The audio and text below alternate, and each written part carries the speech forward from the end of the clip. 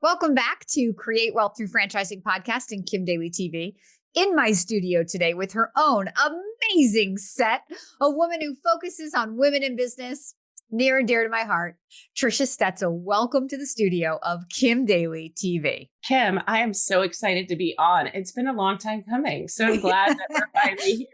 Two busy women trying to make our schedules connect. It's like me and my girlfriends trying to meet up for coffee. It doesn't happen.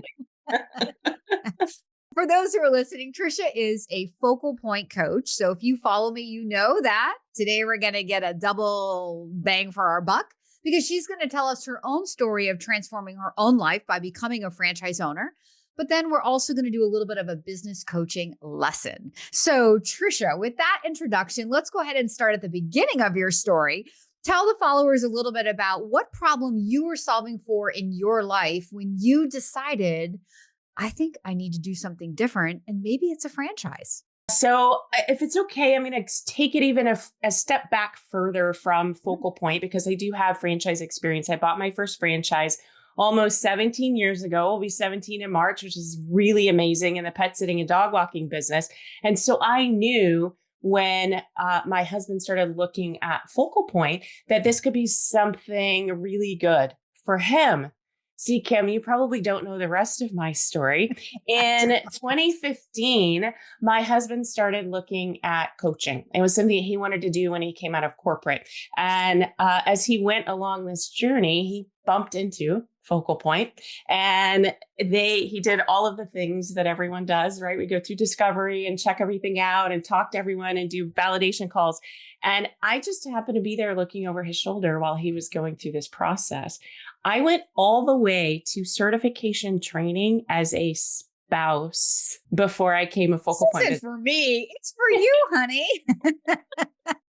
So during certification training, while we were in San Diego, I told my husband, I really believe that this is something that I could do and would be really good for me to move into based on the experience that I had. So his experience, first franchise owner or first time franchise owner for him. And then I just kind of tagged along and said, hey, I want to do that too. So we became partners in the Focal Point franchise business. Amazing. So take us back to 2007 when you purchased your first franchise that's 17 years old. Congratulations and happy 17th birthday on that. I mean, how many franchisees can say that? And because it's in such an industry that has so much inherent longevity, dog walking and pet care, pet sitting, right? So what was happening in your life when you bought that business? Yeah, great question. I was myself still at corporate.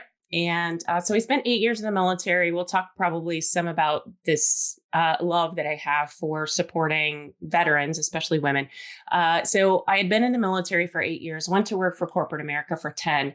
And if I'm being completely honest and transparent, I didn't want to lay any more people off that I had never met in person. I just didn't want to do it anymore. It was too hard for me. So I wanted something where I could have my hands on it and do something that I really believed in and also support the community. So the dog walking business just fell in my lap. This is kind of a trend, isn't it? I know. The focal point fell in my husband's lap. You're a magnet, Trisha, and you're just not owning it.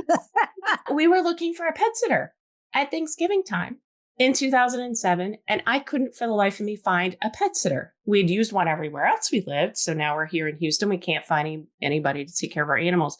And lo and behold, this ad for a pet care franchise came across my screen, and I started doing some discovery. And I thought, gosh, if there's a franchise in this business, there must be something going on in the pet care industry. Like it must be big.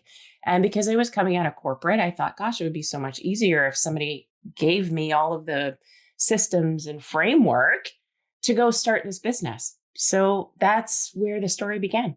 I'm going to go even back to the military. What was your job in the military? And then what did you do in corporate America? I'm curious about the skill sets that then led you when you became a focal point coach to say, I think based on my experience, I could enjoy coaching. This is funny how we're going back further and further and further. It's like a movie where they start in the present day and then they keep going backwards. Yeah.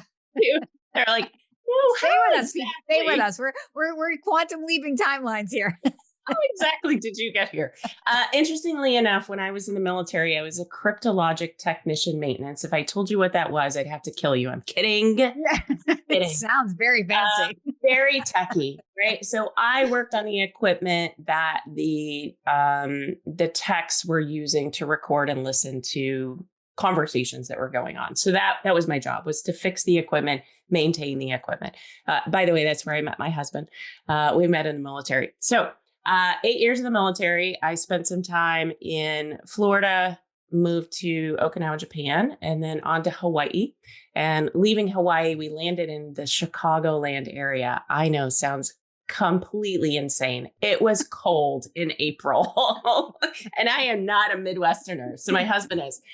Landed there and got hired on by a company called Tech Systems, who had a contract with IBM. Again, in the tech space. Started as a desktop technician with Tech Systems, got hired on by IBM a year later, and worked my way up from there, and eventually became a manager executive before I left IBM to open my own business. When you started your pet walking or pet service business, did you leave corporate America or did you do both for a time? Yeah. So I bought the franchise in December of 2007.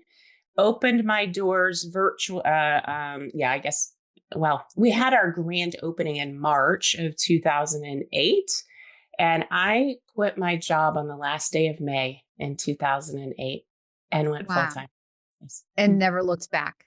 Never looked back. Been I've never self-employed worked since for 2008. anyone else. Yeah. Good for you. Good for you. So back in the day with that first business, you were hands in, like in all areas of it. And now today, 17 years later, what does that look like for you in terms of a time commitment? So I have a office manager that does all of the interfacing and interaction with the sitters, with the office, with our clients. And she and I meet for about 30 to 40 minutes every week.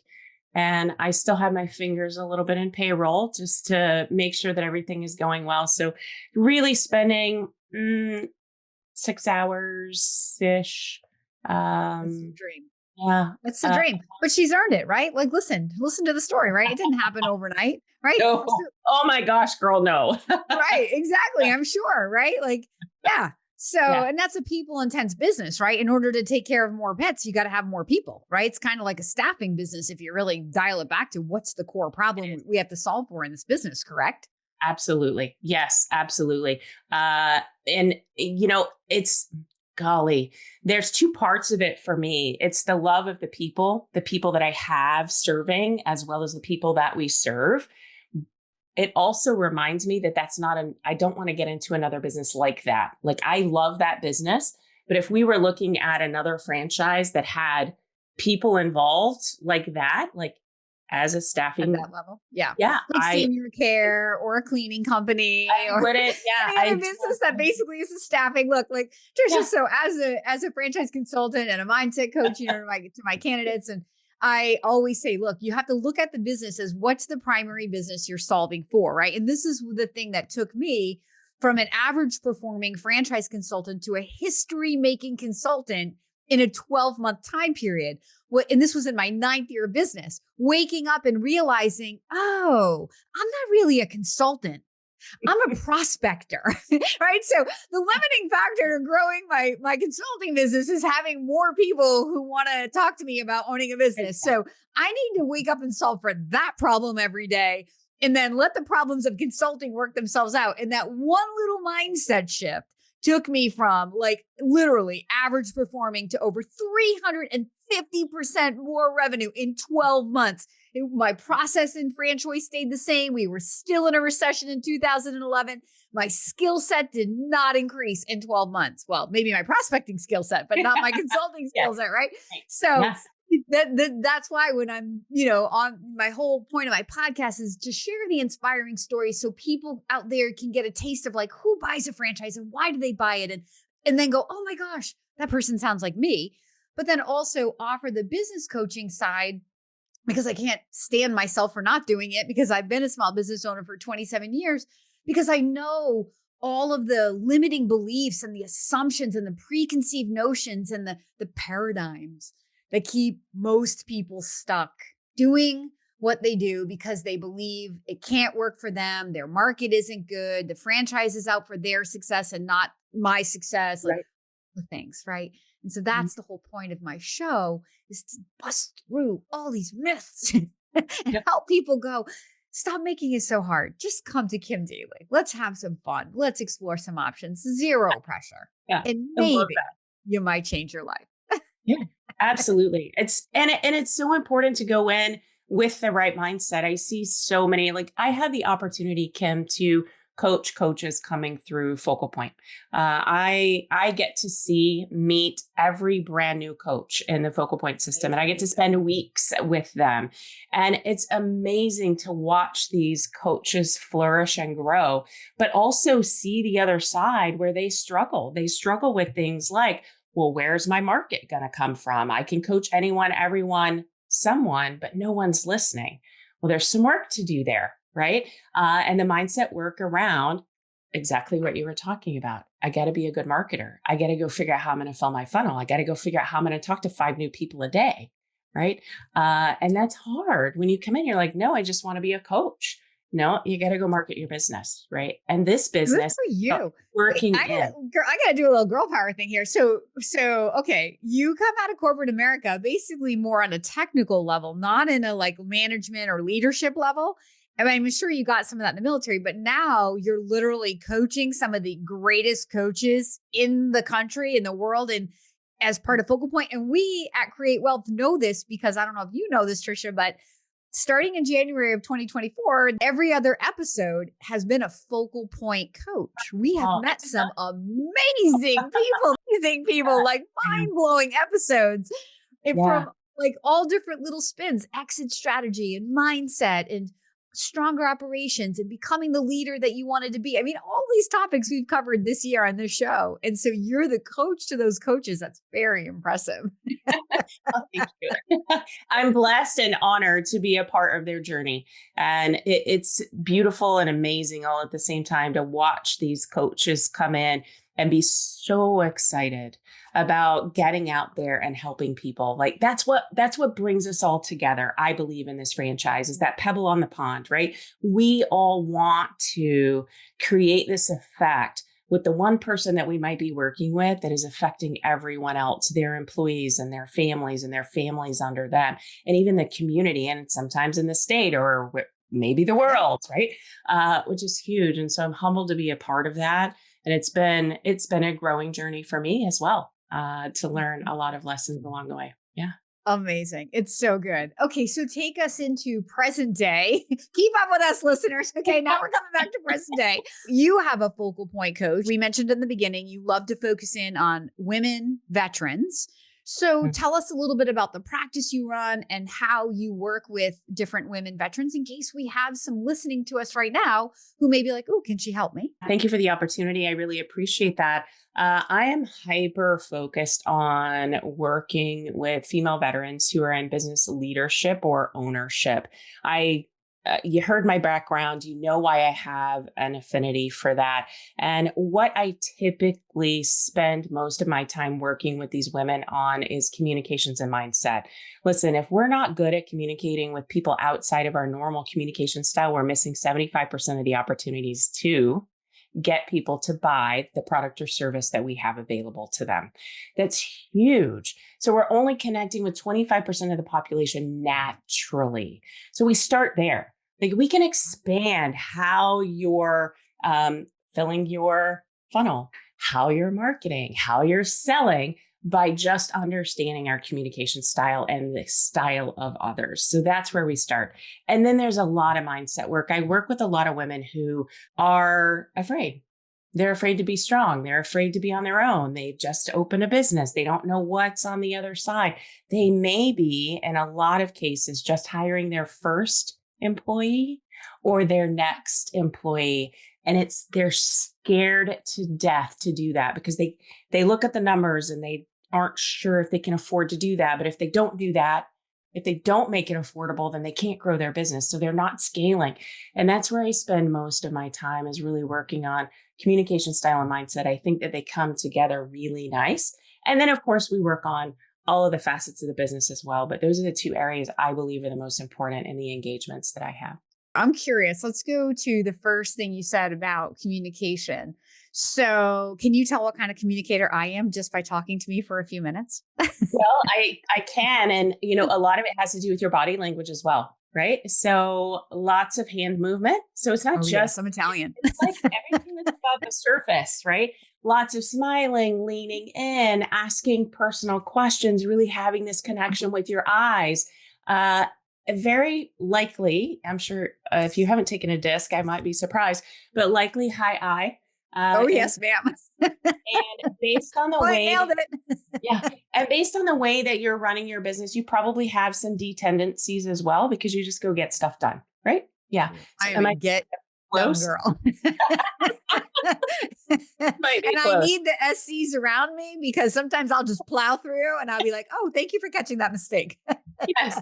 Yeah, absolutely. So Kim, if you could send a favor back my way, because you seem to be pretty good at this, and I know that you probably are very good at it. What do you think my style is? I think you're the same. I'd be surprised and I am a high S. I know you're not surprised high I, but you might be surprised that I'm a high S. I have some adapted D tendencies, but for the most part, naturally, I'm a high IS. Okay, so for those who are not familiar with DISC, Trisha, bring us into what is the I and the S and the C. So I'll bring that in. The I actually stands for influencer. We also have a color associated with it, which is yellow, which I love. I think yellow is like the most amazing thing. So those are the people that are going to be like the life of the party. They're going to be very engaging. They're very people focused. The D, which is more dominant, and it's red, which I think makes a lot of sense as well, is more task oriented. And they're the people that just want to go get stuff done. Don't spend a whole lot of time trying to. There, girl. I'm 50-50. Like right in between. I love the influence. I love the people, but man, am I like, I just want to get this done. Yes. Go get it done. Yeah. And, a lot of people like me, I adapt and I'm kind of a chameleon, right? Because when I go into a training session, I'm like, we're going to start on time. We're going to finish on time. And this is what we're going to talk about. Right. So people do peg me for being more high dominance when that's not natural for me. It's something that I have to pull out in order to be a good trainer. So I'm going to swing over to the S because that one is probably a mystery for a lot of people. And the S is more steady and very people focused, yet more introverted. And when we talk about extroverted and introverted, there seems to be a negative connotation around it. And here's the way I like to put it out there to people. Extrovert gets their energy from everyone else and being in the environment and being around other people. An introvert needs time for themselves in a quiet space to actually recharge. So that is, and I like to use it that way so that people aren't, well, introverts, no, forget that. It's just because we need to recharge our batteries in a different way. And we cannot leave the C's out. We cannot leave them out because my husband is actually a high C. So we complement each other really well, that high I, high C. And that is more compliance. It's someone who's very analytical, who is very introverted and task oriented, just the one that wants to write you a 3-page email. For those of you who are listening, you're like, oh no, I hate 3-page emails. You're not a C. I'm just saying. I'm not reading that. Sorry. Give me the summary, please. Oh, that's so great. I come from a family of engineers. Like I am the like ugly duckling in my family in terms of like which one of these things does not belong here. It's like the biggest ongoing joke, but I always say this, like I am the driver of these people. I am the one that's out there like, hey, look at me, look at me, look at me. And I'm also a middle child. But like my sister, my brother, both of my parents, they're all engineers. My sister's an actuary. They're like nerdy people. And going on vacation with those people is a joke. They cannot make a decision. Yes. Oh my gosh, that is so funny. So in my family, while I have this very extroverted personality, I am an introvert. I have learned. So what you're saying is, what I'm trying to is we all adapt to our environment. So in my family, I've learned through time, it's better for me to zip it and just go with the flow, right? I am so passive. let these people figure it out and just follow along. Right. But in my own life with my own children, it's like totally different, but it's such a fun thing, and not to like just stereotype our personalities, but it's really good. And it helps you when you want to be when you are a business owner, to identify your strengths and to identify that like I totally identify people on my team need to be what I'm not in order to complement my skills. I don't need too many other driver. I do need D's, like get it done people around me, because otherwise I get annoyed if we just want to move the paper and not actually move the needle. But you need that conscientiousness. You need people that are more analytical thinkers. You need people that are going to look at the data or the situation from another perspective, so you have that more comprehensive view. I mean, what a fun, being a coach is it's so amazing, isn't it? It's so fulfilling.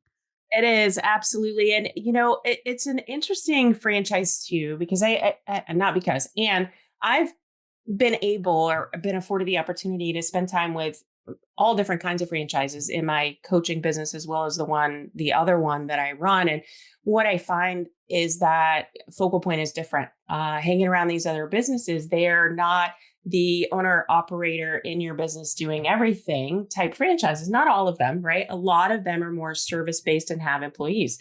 Back to what we were talking about earlier, right?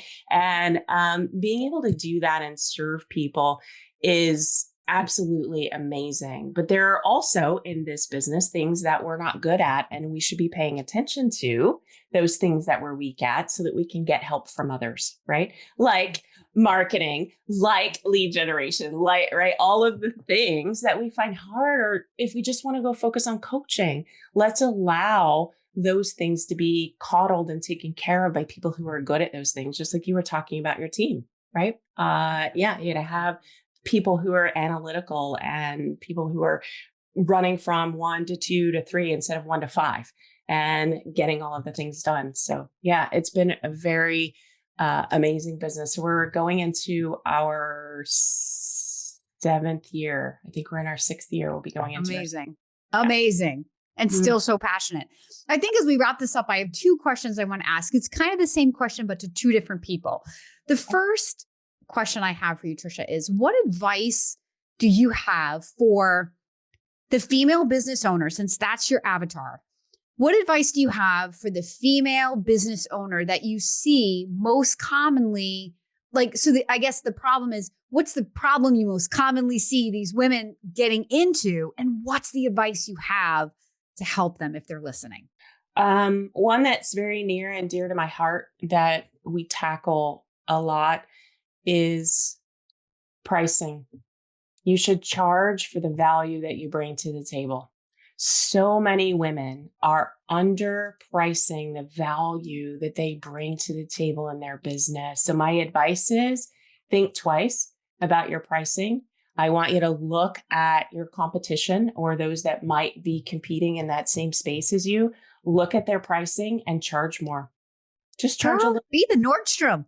Don't be ashamed. Yeah, why you not? Spend the money at the high-end boutiques. You be the high-end boutique. That's what she said. Yeah. So that's my advice. Yeah. I 100% agree with that, right? You can toil for volume, or you can find the people who understand value and who will pay for it all day long, like Kim Daly. So I was just telling a candidate earlier today, we were talking about a skincare franchise.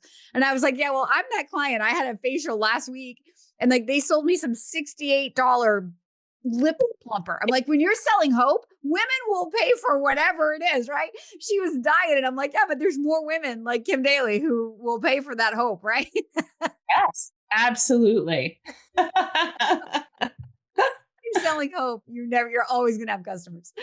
Okay. So the other question is, what advice, and I end all of my interviews on this question. You've been a successful business owner now for 17 years, right? With these 2 franchises, you also work with business owners to help them be more successful in their business.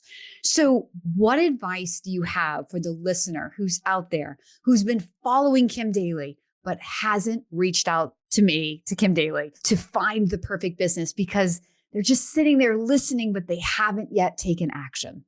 Kim, to have somebody like you to help guide me, the listeners, through the process they're missing a huge opportunity. Like, you do so much work for these candidates to put the right thing in front of them so that they don't have to go do all of the stuff themselves. I mean, that's what you're great at.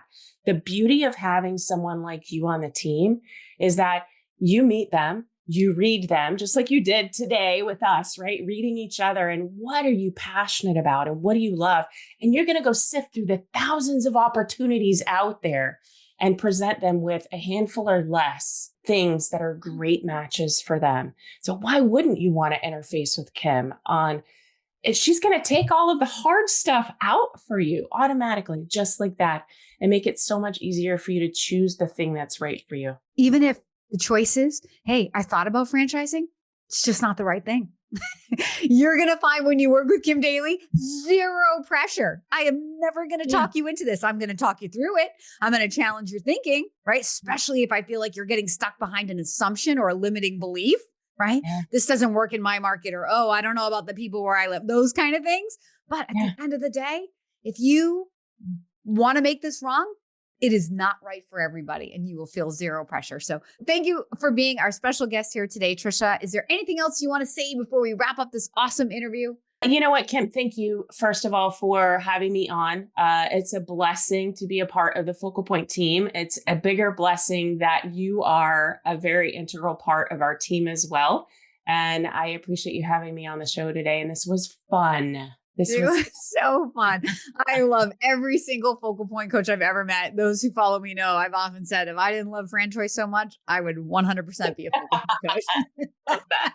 So I think it's the second greatest place in franchising behind franchise. I'm a little biased. Behind franchise, of course. So for those who are ready to begin your journey to have your own story to one day share on Create Wealth Through Franchising, you know that I want to be your franchise consultant. So please follow the link in the description right now. And don't forget that my name is Kim Daly, and I want to be your daily coach.